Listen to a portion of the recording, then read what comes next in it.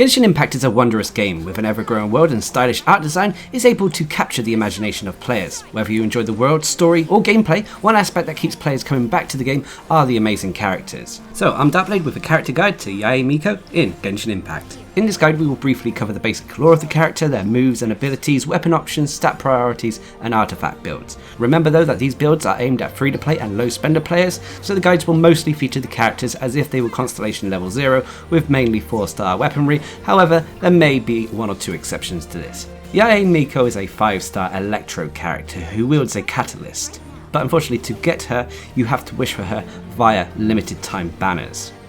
Yae Miko is the Guji of the Grand Narukami Shrine, but also serves a less divine role as the editor-in-chief of the Yae publishing house. She is an intelligent and cunning beauty, but despite that she is an old soul and divine being. She is actually a kitsune, which could otherwise be translated to a divine fox, or divine fox spirit. She is in fact one of the only remaining friends of A, otherwise known as the Raiden Shogun. They are both close friends to the point where they refer to each other by A and Miko, so Yae Miko has been around for a long time. Now on the surface, especially when she is performing her duties as the Guji of the Grand Narukami Shrine, she is exceedingly polite. But as you become more friendly with her, her blunt nature comes into play and she more openly speaks her mind. But despite all this, Yae Miko does care for her friends, and she was another instrumental player when it came to taking down the Vision Hunt decree and making A truly aware of what was going on. Now Miko continues to support A in protecting Inazuma and her people. Now every character in Genshin Impact has access to various talents. These are divided into passive and combat talents. Passive talents are mechanics that work in the background of a character, whilst combat talents are your moves and abilities that you perform whilst in a fight. When it comes to Yae Miko, her first combat talent is Normal Attack's Spirit Fox Sin Eater. This can be performed in multiple ways. For simply pressing the attack button, you'll summon forth Kitsune spirits that will deal electro damage. This can also be performed 3 times in a row, performing a 3-hit combo. Alternatively, you can hold down the attack button to perform a charge attack, which will consume a small amount of stamina to deal AoE electro damage in a short arc in front of you. She also has access to a plunging attack, which is done by pressing the attack button whilst mid-air. This will turn Yae Miko into a ball of electro damage, which will deal AoE electro damage upon impact with the ground. So those are all the normal attacks. Let's move on to the next combat talent, which is known as the Yakan Evocation Sessho Sakura, which is Yae Miko's elemental skill. When you use a Yae Miko's elemental skill, she will move swiftly in whatever direction you're pressing. By default she'll move straight backwards, leaving a Sessho Sakura behind her. These are little electro totems that look like foxes. This dash to create the totems can also be a great way of avoiding enemy attacks. Each totem also has the following properties. Periodically, the Sessho Sakura will strike one nearby opponent, dealing electro damage, and on top of that, when there are other Sessho Sakura nearby, the level of these totems will increase, boosting the damage dealt by their lightning strikes. You can tell when they've been powered up in terms of level, as they will appear larger, have more rings around them, and there'll be an electro energy flow joining their Sessho Sakura to one another. Now by default, this skill has a maximum of 3 charges, so can be performed quite quickly 3 times in succession. They are also on quite a quick cooldown as well, so you can easily refresh them. Now a maximum of 3 Sessho Sakura can exist at any one time, and the initial level of each totem is 1. But the Sessho Sakura level can be increased to a maximum of 3 as long as they're close to one another. Now if you should go to create another Sessho Sakura whilst there are currently 3 on the battlefield, it will simply destroy one of the existing ones and replace it with the new one you created. Which brings us on to the next combat talent, which is the great secret art Tenko Kenshin, which is Yae Miko's Elemental Burst. This is a straightforward damage dealing ability that when activated, Yae Miko will summon down a lightning strike that deals AoE electro damage. This hits hard but also has a secondary function. When activated, if there are any nearby Sessho Sakura totems, they will be destroyed and transformed into Tenko Thunderbolts. These will then descend from the sky, striking one after another up to 3 additional times, dealing AoE electro damage. So if you use your Elemental Burst and you have 3 Sessho Sakura on the field, this means that your Elemental Burst can potentially hit an opponent 4 times. The damage from this Elemental Burst is also quite high, making it a strong damage dealing ability. But let's move away from the combat talents and talk about the passive talents. The first passive talent is the Shrine's Sacred Shade. When cast in the Great Secret Art Tenko Kenshin, so your elemental burst, each Sessho Sakura destroyed resets the cooldown for one charge of the Yakan evocation Sessho Sakura. So basically, when your totems are destroyed by performing your elemental burst, the charges on your elemental skill will be reset, so you can quickly refresh them if you need to. The next passive talent is Enlightened Blessing. For every point of elemental mastery Yae Miko possesses in her build, her Sessho Sakura damage will be increased by 0.15%. This makes elemental mastery a very useful skill for Miko, especially if you are building her as a off-field damage dealer. And the final passive talent is Meditations of Ayako. This gives Yae Miko a 25% chance to get one regional character talent material, base material excluded, whilst you're crafting. The rarity is that of the base material as well. So this means that when you go to craft one of the various books in the game, the materials used to level up talents, there is a chance that Yae Miko can create additional books from the same region but not necessarily of the same type. So say you go to craft some Guides of Transcendence, there's a chance you may create some Guides of Light or Guides of Elegance on top of what you originally created. This passive talent pretty much reflects Yae Miko's love for books. So those are all the talents available to Miko. Let's quickly move on and go over the Constellations. Now remember that these guides are aimed at free-to-play and low-spender players, so we're not going to go into great detail about the Constellations. However, if you were lucky enough to get some Constellations, there's a few that stand out that I want to quickly talk about. Firstly is Constellation Level 2, Fox's Mooncall. This allows your Sessho Sakura to start at level 2 when they are created, and reach a maximum of level 4 when they're all on the field and close to one another. This will also increase their attack range by 60% as well. This is a great constellation that allows you to increase the damage of your elemental skill. The next constellation that's noteworthy is Constellation Level 4, Sakura Channeling. When your Sessho Sakura lightning hits an opponent, the electro damage bonus of all nearby party members is increased by 20% for 5 seconds. So this is great at not only increasing the damage of Yae Miko, but also if there are other electro characters in your team. And then finally, the last constellation worth noting is Constellation Level 6 for the Forbidden Art Daisessho. This allows the Sessho Sakura attacks to ignore 60% of an opponent's defense, allowing them again to deal more damage. So those are all the constellations. Let's move on to the next section of the video where we talk about the various builds that I like to use for Yae Miko.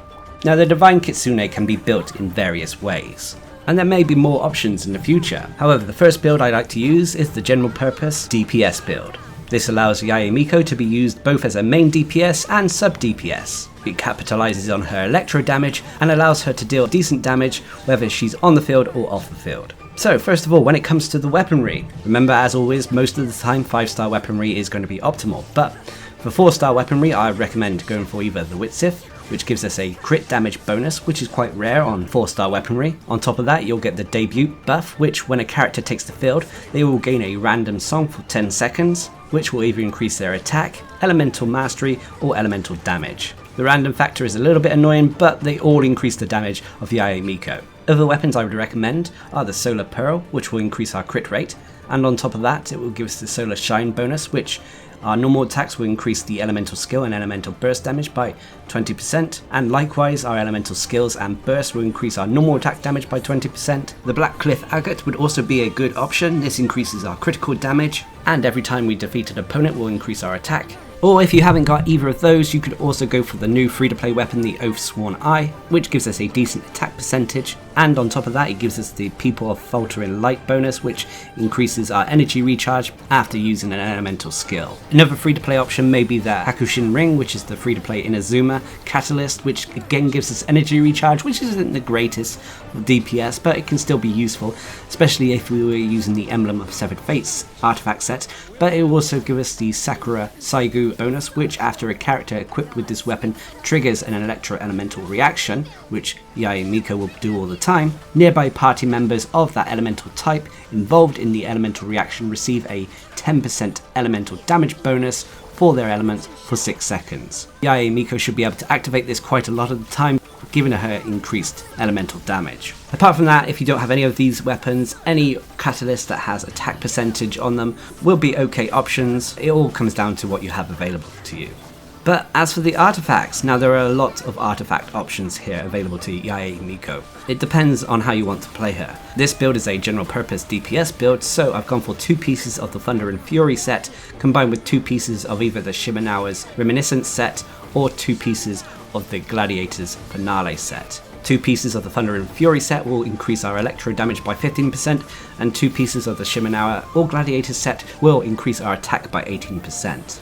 There are some other options here if you wanted. For example, if you wanted to mainly focus on dealing damage with Yae Miko through your elemental burst, you could swap out the Shimenawa or Gladiator set for 2 pieces of the Noblesse Oblige set to increase our elemental burst damage by 20%.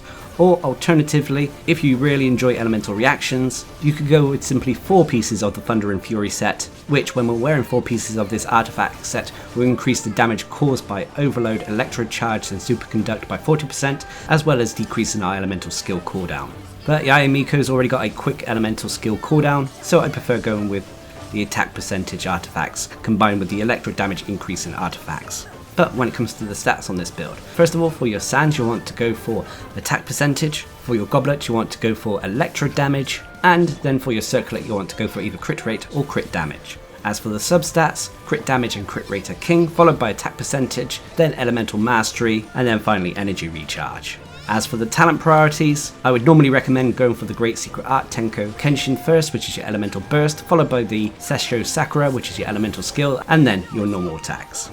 This way you'll have a strong damage dealing build that can hit hard regardless of if Yae Miko is on the field. If you want to see big numbers with her, make sure you use her elemental burst as often as possible. And on top of that, the Sessho Sakura will be constantly attacking opponents at quite a quick pace, quite frequently, causing the overall damage to be quite substantial. Which brings us on to the next build, which is the Sessho Sakura build.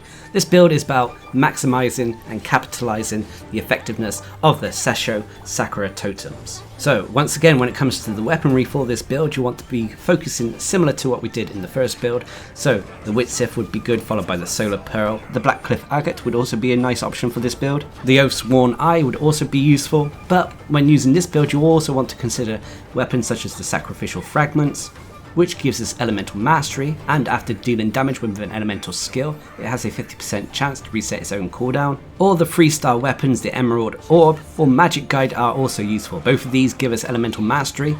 The Emerald Orb will also increase our attack whenever we create an electro charge reaction, or the Magic Guide will give us Bane of Storm and Tide, which increases damage against opponents affected by electro. So again, there are lots of options.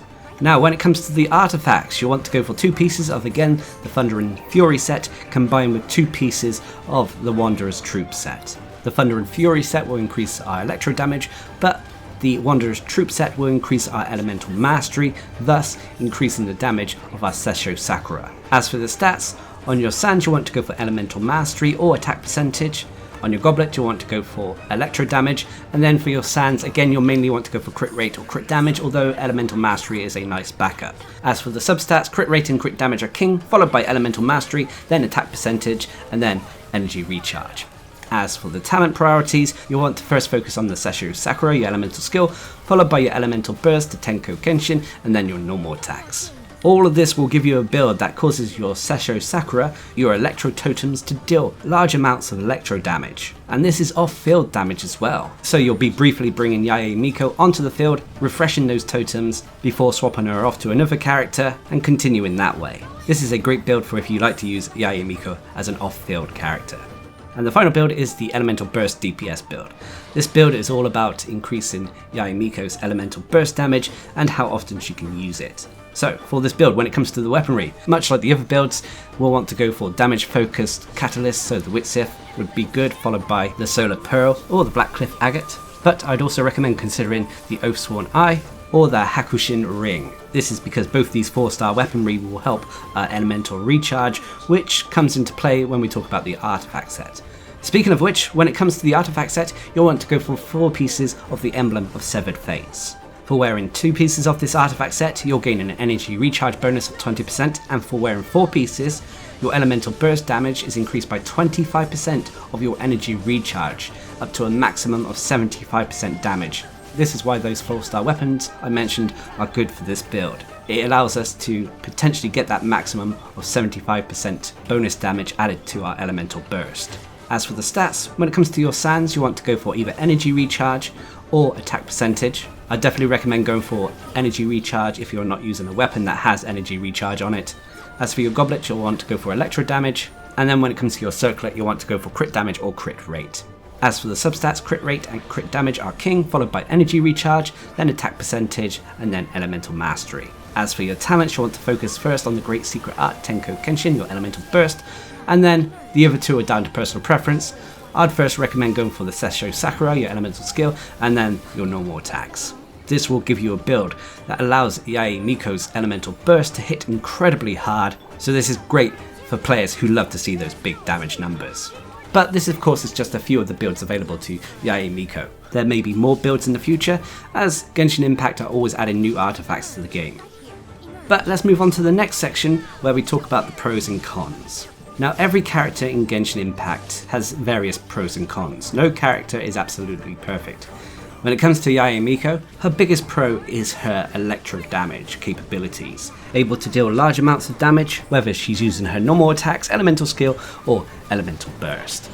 On top of that, her next pro is that she can deal decent damage whilst off the field. Her off-field damage is quite substantial. This is all thanks to the Sessho Sakura. And then finally for the pros is that her elemental skill is on a very quick cooldown, allowing you to quickly refresh your electro totems should they time out or be consumed by your elemental burst. But of course there are cons to every character. One of her biggest cons is that sometimes it feels that she needs a electro battery to support her whilst in combat. Her elemental burst has quite a high cost at 90 energy, which means that she can struggle if there isn't a second electro character in the team with her. And then the final con, which can be alleviated to be honest with certain artifacts, is that Yae Miko can be quite fragile. Her base HP is on the lower end of the scale. Whilst not the absolute lowest in the game, it still means that she can be taken out of combat pretty quickly if you're not careful or using a shield character in your team. But pros and cons aside, she is a great character when it comes to adding some electro damage to your party. But speaking of parties, every character in the game is made more effective and deadly when used in the right team. When it comes to the companions for Yae Miko, I'd definitely recommend using a second electro character with her. Like I said, her elemental burst is unfortunately one of the highest costing elemental bursts in the game, so having a second electro character in there supporting you generating those electro orbs can definitely help alleviate that issue. I'd also recommend using an Anemo character with the Viridescence Venrir set so you can reduce the resistance of enemies to electro, which will allow Yae Miko to deal even more damage. I also personally like to use Hydro characters alongside Electro characters to create the Electro charge reaction.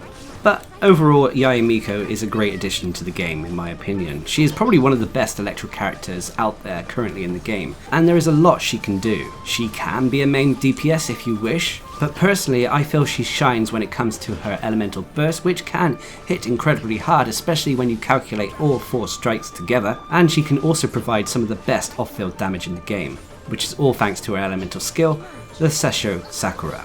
This all makes the Divine Kitsune a very deadly addition to Genshin Impact. So there we have it, that is my character guide and overview of Yae Miko in Genshin Impact. Now remember, there are multiple ways to play and use the characters in the game, which is one of the many aspects that makes Genshin Impact so enjoyable. So at the end of the day, use the characters how you want to use them. These builds are just how I personally like to use the characters, and I just hope they help you out in your adventures. So until next time, I've been Darcblade, bringing you a character guide to Yae Miko in Genshin Impact. Hope you enjoyed the video, thanks for watching, subscribe and like for more.